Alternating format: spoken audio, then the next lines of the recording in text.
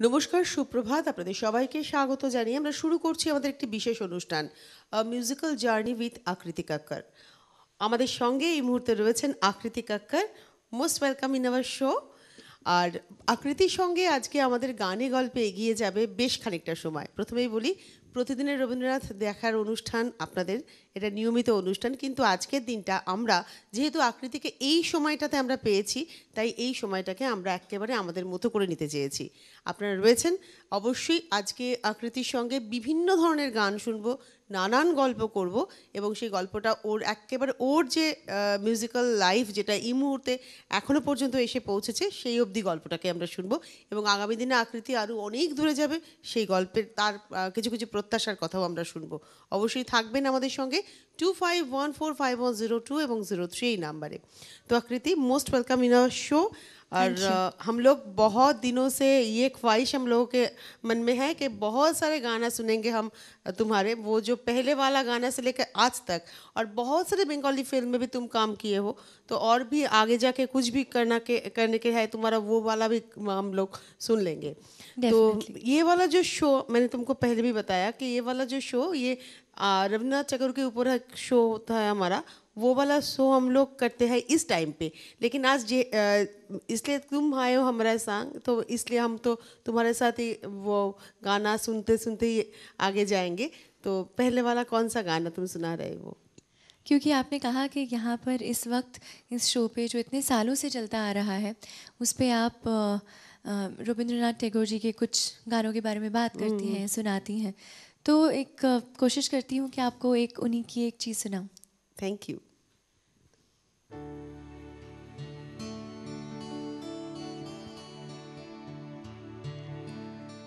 বড় আশা করে এসেছি গো কাছে দেখলাম,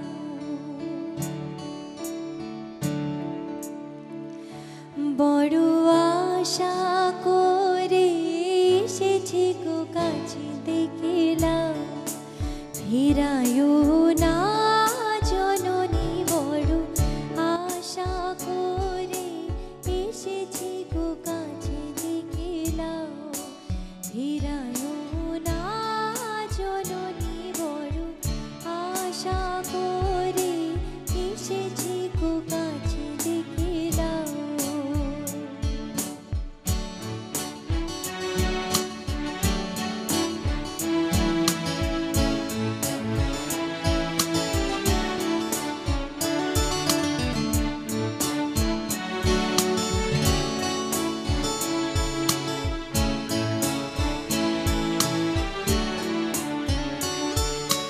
দিনহীনে কেহ চায় না, তুমি তারে রাখিবে জানি গো। দিনহীনে কেহ চায় না, তুমি তারে রাখিবে জানি গো। বড় আশা করে এসেছি গো কাছে দেখলাম, ফিরায়ও না জননী, বড় আশা করে এসেছি গো কাছে দেখলাম। আর আমি যে কিছু চাইনি, চরণ তলে বসে থাকিব, আর আমি যে কিছু চাইনি, জননী বলে শুধু ডাকিব, তুমি না রাখিলে গৃহ আর পাইব কথা, কেঁদে কেঁদে কথা বেড়াব, ওই যে তমস ঘন ভরা গহন রজনী।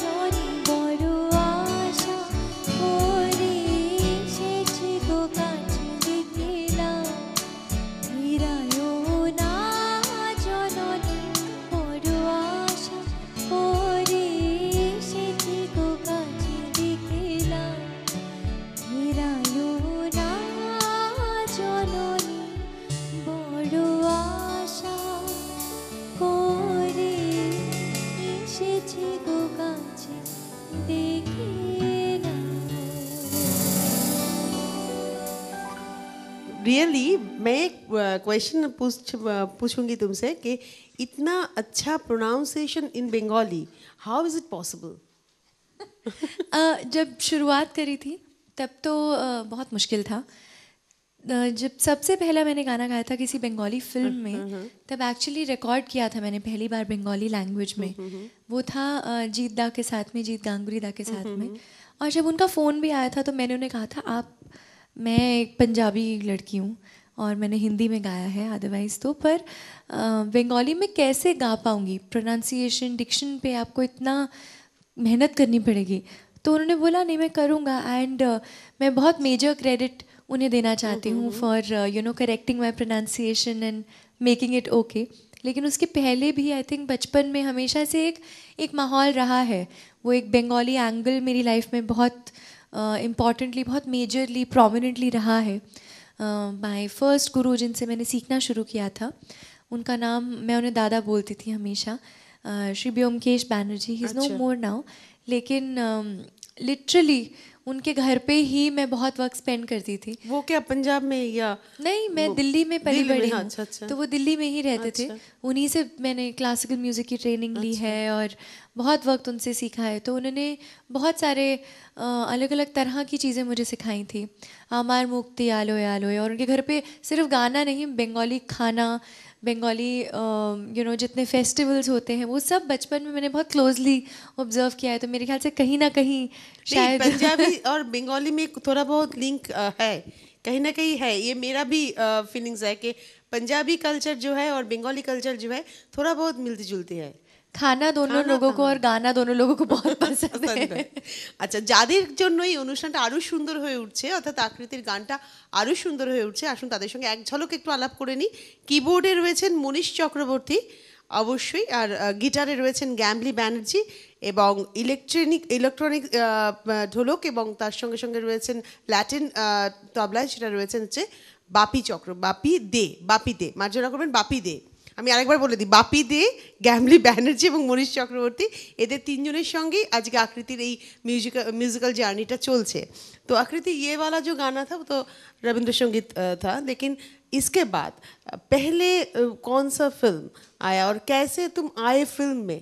या गाना तो तुम एकदम शुरुआत से गाने के लेके आगे बढ़े, लेकिन वो पहला वाला फिल्म कौन सा है और कैसे इंट्रोड्यूस्ड हुआ तुम्हारा फिल्म में?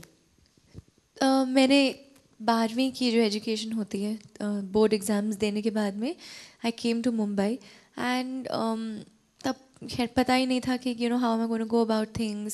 तो रेगुलरली लोगों को फ़ोन किया जाता था और किसी ने अपॉइंटमेंट दी अगर स्टूडियो जाने के लिए, मिलने के लिए, तो जाया करते थे। और अगर लकी हो गए तो वो सुन भी लेते थे लाइव बैठ के, क्योंकि it was very very difficult for any person like me, जिसको डायरेक्टली अगर किसी आप कंपोज़र को नहीं जानते तो बहुत फ़ोन घुमा के, वो जिसे कहते हैं वो स्ट्रगल पीरियड, वो था काफ़ी वक्त तक। और उसी दौरान अगर विशाल शेखर ने फ़ोन उठाया और बुलाया स्टूडियो आ जाओ, हम तुम्हें वहीं पे लाइव सुनते हैं। So I was like nothing better than that. अगर आप सीडी छोड़ के आते हैं किसी के पास में, उससे बेटर है कि वो आपको लाइव सुन रहे हैं। तो उन्होंने वहाँ पे बुला के मैंने उनके लिए एक सूफ़ी गाना गाया था और एक इंग्लिश गाना गाया था, और उन्होंने कहा था कि आप प्लीज़ मुझे चांस दीजिएगा किसी फिल्म में गाने के लिए अपने लिए। और वो हुआ। उन्होंने कुछ वक्त बाद बुलाया, उन्होंने कहा कि देखो पूरा गाना नहीं है, लेकिन इस गाने में बहुत सारे सिंगर्स हैं एंड बड़े बैनर की फिल्म है, do you want to come and try? I said yes definitely. और इमीडिएटली स्टूडियो में गई और वो पहला गाना जो रिलीज़ हुआ था वो फिल्म 10 में शिल्पा शेट्टी के किरदार के लिए कुछ ही लाइंस थी, about 6 लाइंस, एंड वो मेरा डेब्यू था बॉलीवुड में। और उसके बाद क्या हुआ फिर से? उसके बाद में एक बहुत लंबा गैप था, कुछ भी रिलीज़ नहीं हो रहा था, लेकिन रिकॉर्डिंग्स बहुत सारे हो रहे थे। तो what happens is when I record a song today, तो वो कभी 2 महीने बाद रिलीज़ होगा, कभी 1.5 साल के बाद रिलीज़ होगा, तो वो आपकी कंट्रोल में नहीं है। फिर उस दौरान कॉन्सर्ट्स चल रहे थे थोड़े बहुत, और I used to be the opening act for a lot of very very big people that I have grown up listening to. And उसके साथ ही साथ एक एंकरिंग असाइनमेंट करने का मुझे मौका मिला था, क्योंकि मैंने रीमिक्सेस कुछ गाए थे उस वक्त। एंड रीमिक्सेस गाते गाते एक चैनल में इंटरव्यू के लिए गई थी, जैसे अभी यहाँ बैठी हूँ, तो उन्होंने कहा कि अच्छा आप बातें बहुत करते हो, आप एंकरिंग करोगे? तो so like okay why not, it will be a different experience. आता तो मुझे कुछ नहीं था, पर so this is how I started, I became a VJ बहुत पहले। और वहाँ से वो जो जर्नी शुरू हुई, उस पूरे वक्त 6 महीने में मैंने बहुत सारे गाने रिकॉर्ड करे थे। और फिर मुझे लगा कि कहीं ऐसा ना हो कि लोग बोलें ये वीजे टर्न सिंगर है, क्योंकि रिकॉर्डिंग तो मैं कर रही हूँ लेकिन रिलीज़ सब बाद में होगा। फिर उस वक्त में हिमेश जी से पहचान हुई, और हिमेश जी ने मौके दिए बहुत सारी फिल्मों में उनके लिए गाने के लिए। एंड फिर वो वीजे असाइनमेंट तो मैंने बोला अब नहीं कर सकते। और हम लोग तो तुमको सुना है प्रीतम के कंपोजिंग में, जी। प्रीतम जी के, विशाल शेखर जी के और हिमेश रेशमिया जी के, और बहुत सारे है। एक फोन ले लेती हूँ हम जी। हेलो হ্যালো, হ্যাঁ সুপ্রভাত, কে বলছেন? Good morning. আমি শতদল বল, নন্দীগ্রাম, পূর্ব মেদিনীপুর। বলুন। আপনাদের তো অসংখ্য ধন্যবাদ। ধন্যবাদ। আকৃতিকে এনেছেন, মানে এর প্রশংসা মুখে বলে হয় না। ধন্যবাদ। প্রথম থেকে তো আপনাকে প্রথমে ধন্যবাদ এই জন্য দিলাম যে আকৃতির মতো আর্টিস্টকে আপনারা এনেছেন। ধন্যবাদ। এর জন্য উত্তর বাংলা এবং সিটিভিএন প্লাসকে অনেক অনেক ধন্যবাদ। চলে যাই আকৃতির কাছে। একদম। Hi, hello. Good morning. Good morning, कैसे हैं आप? मैं ठीक हूँ, आप अरे कैसे हैं? हमारे लिए तो बहुत, हमारे लिए तो ऐसा है कि आपको मिला जैसे पता नहीं क्या मिल गया। हम अरे। बहुत दिन अम्बाला में पंजाब में रहे हैं, तो हाँ। आपका जो पंजाबी जो कल्चर है वो तो हमको बहुत ही पता है, लेकिन आपका बहुत गान तो आप सुनाएंगे ही। हाँ। जैसे आप सुंदर है, ऐसे आपका आवाज भी इतने ही सुंदर है। हंसी। एनीवे, आपसे मैं 2 रिक्वेस्ट करूंगा। जी। आप तो आपका गाना सुनाइएगा। हम कल 26 जनवरी गए हैं, हालांकि मैं आर्मी में था, तो जी। बहुत याद आ रहा है लता जी का वो गाना, या मेरे वतन के लोग। अगर आप गाए तो हम, हमारे लिए, हमारे सैनिकों के लिए, हमारे फौजी के लिए, हमारे जो सीमाना में रहते हैं, जो उधर रात भर देरा है, तो हम भी उधर रहे थे कभी, तो उसके लिए, उन लोगों के लिए, हम लोगों के लिए अगर वो गाना गाए तो वो भी और भी ধন্যবাদ। सुंदर होगा। ধন্যবাদ দাদা। और ধন্যবাদ শতদলদা। নিশ্চয়ই এই গানটা পছন্দের গান সকলেরই, কিন্তু অনুষ্ঠানের শুরুতে নিশ্চয়ই নয়। पहले पहले ये गाना तो नहीं होगा, बाद में शायद देखा जाएगा वो मैं वाला। अभी भी गा सकती हूँ, कोई प्रॉब्लम नहीं, डेफिनेटली गाती हूँ मैं उनके लिए। अच्छा, अभी अभी भी? अभी राइट अवे। मैं actually I feel very strongly, मुझे बहुत अच्छा लगा आपने फ़ोन किया और ये बताया कि आप आर्मी में थे। मेरा आर्मी के साथ में, हालांकि मेरी फैमिली में से, इमीडिएट फैमिली में से कोई आर्मी में नहीं है, ना ही मैं कभी ऐसे फ्रंट पे जाके कुछ कर पाई हूँ, पर in the capacity of a singer मैंने बहुत बार अपने बैंड के साथ परफॉर्म किया है। यू नो, आर्मी के अलग अलग जगहों पर जाकर, कैंप्स में जाकर, कारगिल भी गई हूँ और सियाचिन भी गई हूँ। इस बार इंडिपेंडेंस डे पर मैं गई थी Siachen, and I can't tell you, वो बहुत ही ऐसा एक्सपीरियंस था कि वो नॉर्मल सिविलियंस वहाँ नहीं जा सकते, और सांस की इतनी दिक्कत होती है वहाँ पे 3 दिन, क्योंकि ऑक्सीजन लेवल इतना कम होता है। तो मेरे बैंड में से कुछ मेंबर्स की तबीयत ख़राब हो गई थी, लेकिन हम सब ने मिल के कुछ इंजेक्शन्स लिए, दवाई खाई। आर्मी ने इतना अच्छा ख्याल रखा हमारा, इतनी ठंड थी वहाँ पर वो, और इतनी हाइट पे जाके 18,000 3 दिन में आप लोगों का हालत खराब हो गया। वो लोग 6 महीने से पूरा रहते हैं, पूरा एग्जैक्टली। दिन। 3 भी नहीं, मतलब हम 1.5 दिन में, 1 दिन लेह में रहे, उसके बाद में ड्राइव करके पूरा गए। और मैं यही सोच रही थी कि 2 दिन में हम ऐसे हो गए कि मुझसे बात भी करी नहीं जा रही, और वो लोग वहाँ पे लड़ते हैं, डटे रहते हैं और खड़े रहते हैं हमारी सिक्योरिटी के लिए। सो यू नो, आप सबको दिल से प्रणाम एंड सल्यूट करती हूँ। एंड आप सबको सभी दर्शकों को और आपको भी हैप्पी रिपब्लिक डे।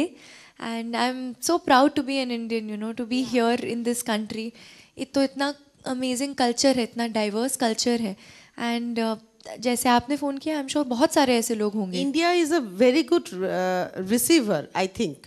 हम लोग सब कुछ ले लेते हैं हमारे अंदर, और वो उसको जब बाहर निकलते हैं हम लोग हमारी तरीके से। ये इंडियन का नेचर है, स्पेशलिटी है, and we are also very proud to be an Indian. चलिए, तो आपके लिए वो गाना सुनाती हूँ।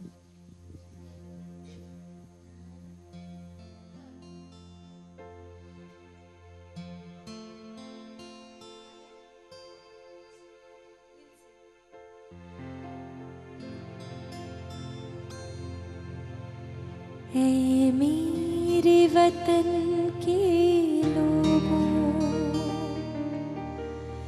जरा आँख में भर लो पानी।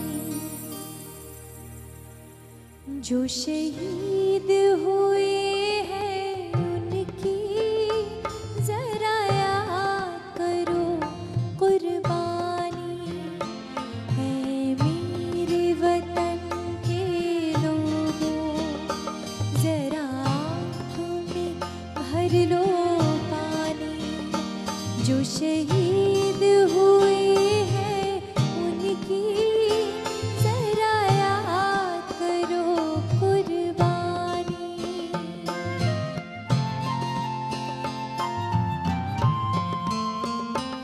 जब घायल हुआ हिमालय, खतरे में पड़ी आजादी। जब घायल हुआ हिमालय, खतरे में पड़ी आजादी। जब तक थी सांस लड़े वो, जब तक थी सांस लड़े वो, फिर अपनी लाश बिछा दी संगीन पे धर कर माथा। सो गए अमर बलिदानी। जो शहीद हुए हैं उनकी जरा याद करो कुर्बानी। तुम भूल न जाओ उनको, इसलिए कही ये कहानी। जो शहीद हुए हैं उनकी जरा याद करो कुर्बानी। जय हिंद, जय हिंद की सेना। जय हिंद, जय हिंद की सेना। जय हिंद, जय हिंद, जय हिंद।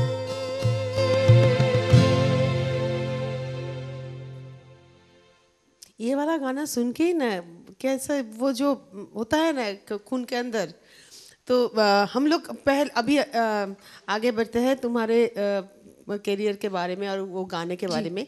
हिंदी गाना पहला कौन सा है वो तुम सुनाओगे अभी हमको, हम सभी को, जो तुम्हारा पहला पूरा गाना फिल्म में डेब्यू फिल्म जो है? सो डेब्यू के नाम पे पहला गाना था सॉन्ग कॉल्ड छम से वो आ जाए, from this movie called 10 Vishal Shekhar के साथ। फिर उसके बाद में हिमेश जी के साथ में लगातार बहुत सारे गाने हुए। उसी दौरान मुझे मौका मिला द ग्रेट प्रीतम दा के साथ काम करने का, और उनके साथ कुछ ऐसे गाने हुए जो आज तक वो होता है ना, जब आप किसी को मिलते हैं आप अपना विजिटिंग कार्ड देते हैं, तो उनके साथ में कुछ ऐसे गाने हो गए कि आज भी मुझे बहुत लोग मरजानी मरजानी के गाने के नाम से जानते हैं। तो you know, I'd always be thankful to each and every composer who's given me that opportunity. ওকে, हम लोग सुनेंगे वो মরজানি মরজানি, लेकिन एक ब्रेक के बाद। জি। আমরা এখন নিয়ে নিচ্ছি একটা ছোট্ট বিরতি, ফিরে আসছি বিরতির পর, সঙ্গে থাকুন।